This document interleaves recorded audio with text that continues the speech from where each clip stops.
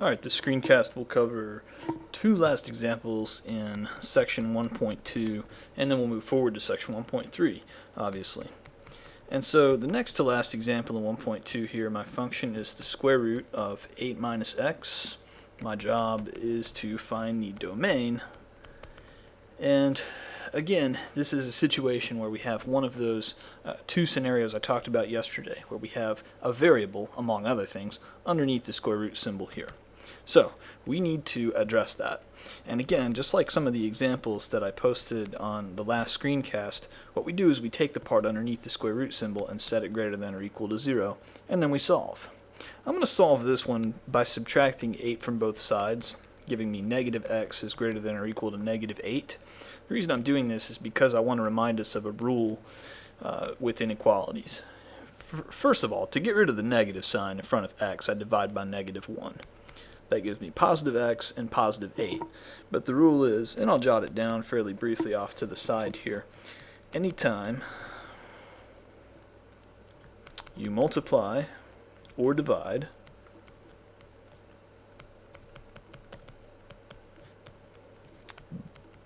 by a negative,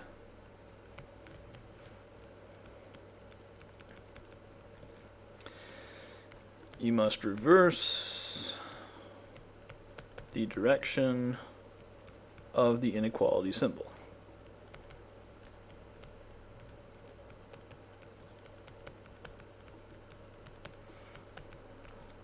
And so, now that our rule is jotted down, as such, in this problem, instead of having a greater than or equal to right here, I'm going to reverse that to a less than or equal to on MyLabs Plus. In order to get credit for the problem, you'll have to write an interval notation. So x is anything less than or equal to positive 8. Hence I have the bracket closed off around 8 to indicate my answer. So that's how the answer will have to be expressed on MyLabs Plus. Okay. Last example here is one that may take a minute for me to kind of draw out, but it's an example where we're going to determine domain and range of a graph. So determine domain and range, and then I'll have to draw this graph here. And so the graph looks about like as follows. I have on the y-axis a maximum of positive 2 tick marks. Right here, positive 2. On the x-axis, I have the tick marks going out to negative 2, right here. On the bottom part of the y-axis, I have tick marks going down to negative 3. And then on the right portion of the x-axis, I have tick marks going up to positive 8. So that'd be 3, and then 5, and then 8 at the end. Okay. And then the graph itself will actually look as the actual graph part of this will look as follows. I have an open circle starting here at negative 2 comma negative 3, and then that will the graph will be a straight line that goes up to here at 0 comma positive 2. And so I'll go ahead and connect those points. That's the first portion of the graph, and then it goes directly over to 3 comma 2. Continue the graph over there, and then the graph will pick back up at 5 comma 0, so right here, and it'll decrease down to 8 comma negative 3, and so I'll connect those two with the blue line right there. Of course, I'm told to determine domain and range, so I'm given the graph and I'm given the directions here, if I can spell domain determine correctly. Alright. Well, when we're talking about the domain, we're talking about the x-coordinates, in a function, the allowable values of x. Here we're talking about all the defined values of x. So what I do is basically I trace this graph. I'm going to trace it in green ink here. And as I trace this, I see that I start at negative 2, but the open circle means that negative 2 is not actually included in the domain. So it's negative 2, comma, and then I'll continue tracing this in green. And when I'm looking at the domain, all I care about are the x-coordinates. So right here, the x-coordinate 0, as I continue to trace this, now the x-coordinate is up to, but not including 3. So comma 3 parentheses. Then as I continue tracing the rest of this, the function is defined here at 5, and it goes on up to but not including 8. So hence I'll put a union symbol, and that'll be a bracket 5 comma 8, and since it's up to but not including 8 with that open circle, I do an open parenthesis around the 8. The bracket's around 5 because clearly the graph will take on the value of x equal 5 at that point. So again, when I look at domain, I'm not concerned at all about the y coordinates. I'm only paying attention to the x coordinates. Likewise with the range, it's just the other way around. I'm just going to look at the y coordinates, and I'm not at all concerned with the x coordinates. So if I start tracing this graph, it's not defined at -3 here, but it's everything immediately after and not including -3 up to 2, and it does include +2. And it continues to take on y equal +2 up here. Then it takes on the value y equal 5 down to, but not including, -3 here. Okay. So my range is going to be, down to but not including -3. My range is going to start at -3. That's the lowest function value we get. We do have this gap right here, but we're not worried about that because that gap is accounted for over here. Those y values that would be missing in this portion of the graph, like I say, are actually accounted for over here in this portion of the graph. So, point being, the range is going to be -3 up to and including 2. That's how we'll define the range there. Okay, so we just have to determine domain and range from an actual graph. Alright. So that's 1.2, dealing with functions and domain, and that leads us into 1.3, which starts off at least with slope. And we'll get back into linear equations as time goes on here through 1.3. We're just going to start off by determining slope. And the first few examples should be fairly simple. Slope formula is pretty simple. It's y sub 2 minus y sub 1 divided by x sub 2 minus x sub 1. And so that's if we're given a pair of coordinates x sub 1 comma y sub 1 and x sub 2 comma y sub 2. And we'll just dive right into some examples here using slope. My first example, I have -2 comma -1 and -4 comma 5. My directions will usually say something like find the slope. Directions on the homework on MyLabs Plus will say find the slope of the line containing the following 2 points. I'll just abbreviate it for the sake of time here. So, depending on, like I say, how fresh you are on algebra, you may want to get in the habit early on at least of labeling these points x sub 1, y sub 1, x sub 2, y sub 2. Most students won't need to do that, and if you haven't seen it for a while, it certainly wouldn't hurt to help keep track of your variables. The key thing with slope, though, is keeping up with signs. So y sub 2 is +5, and I'm going to subtract y sub 1, which is -1. If I have 5 minus 1 up there, I'm going to get it wrong every time. So make sure you just keep your sign straight, 5 minus -1. Likewise on bottom, I have 4 minus -2. On top, 5 minus -1 is the same thing as 5 plus 1, and 4 minus -2 is the same thing as -4 plus 2, giving me 6 over -2, which is -3. So that's one quick example of how to determine the slope. I'll run through another one that well, these next two here actually will be kind of special case scenarios, and then we'll look at a fraction. This one here, though, I'm going to kind of go in a little more detail with, and we'll see why. My 2 points are 5, 10 and -3, 10, and of course I'm going to find the slope. So same song, different verse. I'm going to take my y sub 2 coordinate minus my y sub 1 coordinate on top, 10 minus 10, on bottom, x sub 2 minus x sub 1, -3 minus 5, and I get 0 divided by -8. 0 divided by -8, as it turns out, is going to be 0. Okay? We can have 0 on top, we just can't have 0 on bottom. Remember, division by 0 is undefined. So, right here this is equal to 0, m is 0. That's our actual slope. I'm going to go in a little bit more detail with this one, though. What I'm going to do is I'm going to plot these 2 points. Obviously, with my y coordinates both being +10, I'm going to need some room for about 10 tick marks on the y-axis here. So it's going to be 6, 7, 8, 9, 10. And then my x coordinates are -3 and +5. So let me go ahead and plot my 2 points here. That's -3, 10, and that is +5, 10. point being here is that if I plot those 2 points and draw a line through them, I end up with a horizontal line. And the equation for this horizontal line, as it turns out, is going to be y is equal to 10. That would be the equation for that line. What I really want us to get from that, though, is that horizontal lines have a slope m equals 0. They'll always have the same y coordinate. For example, our two coordinates we were given, 5, 10, negative 3, 10, they both had the same y coordinate. And like I say, that's going to form a horizontal line, which is where the slope is actually 0. Another way to think about that is y equals 0x plus 10, but 0x is the same thing as just 0. And y equaling 0 plus 10 is the same thing as y equals 10. Okay? So that's what I want us to get from that example.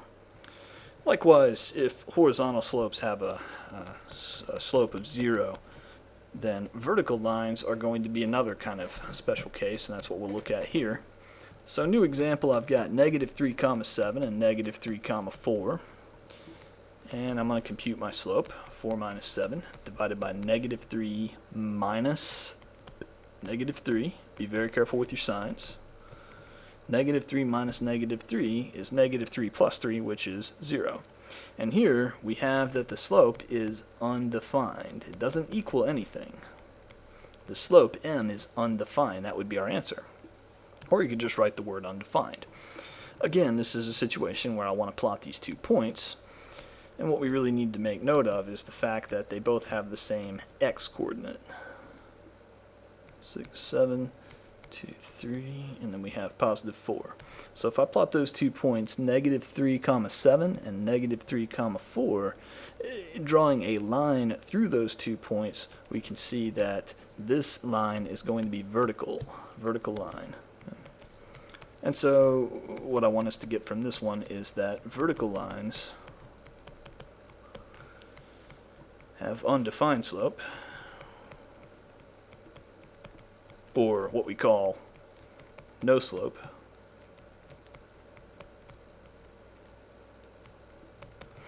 And the equation for that line would actually be x is equal to negative 3. No matter what y coordinate we find, x is always equal to negative 3. No matter what y coordinate we're on that line, that vertical line, the x coordinate will always be negative 3, and so that's what the equation would look like for a vertical line.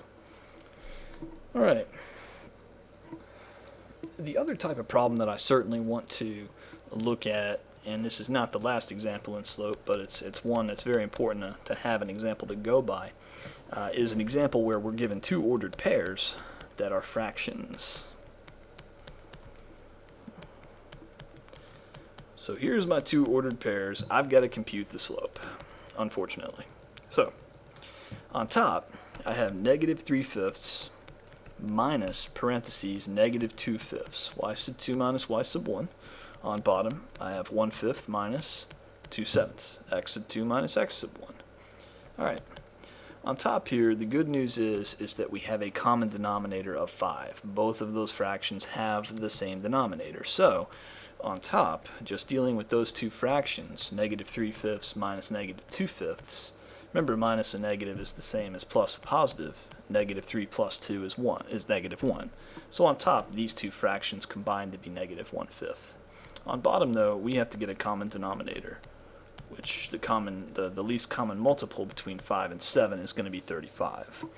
So converting 1/5 into something over 35 is going to be 7 over 35. What I've done here basically is multiplied the top and bottom by 7, like that.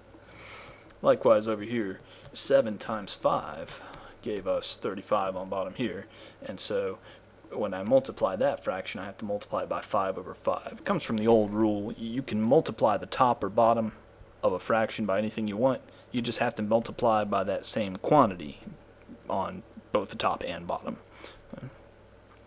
So 2 over 7 becomes 10 over 35, and so my slope, once I start combining my fractions here, 7 minus 10 will be negative 3 over 35. Again, the way I think about these complex fractions, where I have fractions within a larger fraction like that, the way I deal with those is to take the top part and write it as divided by the bottom fraction. And then of course what we want to do after that is not divide by negative 3 over 35, but instead we want to multiply by the reciprocal, negative 35 over 3.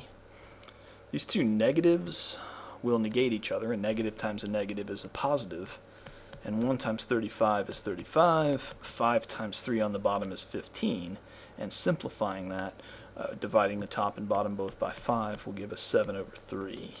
So that's how I'm going to deal with the complex fractions, and of course the common denominator that comes into play there.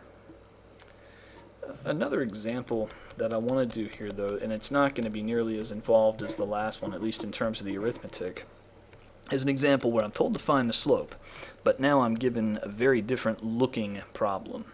I'm given these two pieces of information. I'm told that f of 3 is equal to 7, and that f of negative 2 is equal to negative 3.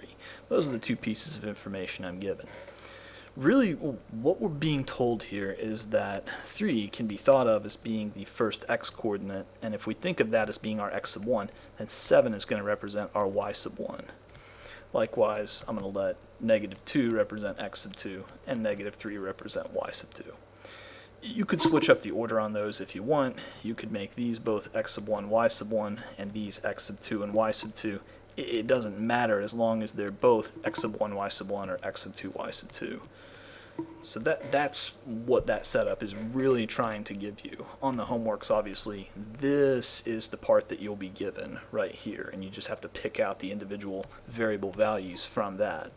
Once we have that, it's really the same type of problem, though. Once we've identified our x coordinates and y coordinates, we're dealing with the exact same type of problem. In the numerator here, I'm going to have my y sub 2, negative 3, minus my y sub 1, positive 7 on bottom, x sub 2, negative 2, minus x sub 1, which is positive 3. So this gives me negative 10 divided by negative 5, which is apparently positive 2. Positive 2. Okay. We're going to get back into graphing now.